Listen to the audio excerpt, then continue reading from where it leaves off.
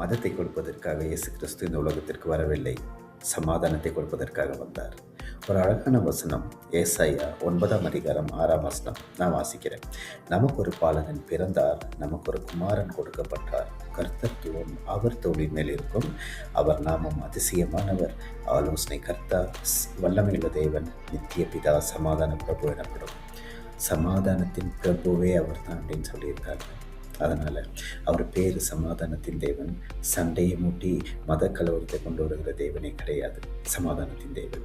வேறு வேலை தீய சக்திகள் இது கொண்டு வரலாம், ஆனால் தேவன் கொண்டு வந்த காரியம் உங்கள் வாழ்க்கையில், என் வாழ்க்கையில் சமாதானம். உங்கள் தனிப்பட்ட வாழ்க்கையில், குடும்ப வாழ்க்கையில், சமுதாயத்தில், உலகமெங்கும் சமாதானத்தை தரும்படி இயேசு கிறிஸ்து உலகத்திற்கு வந்தார்.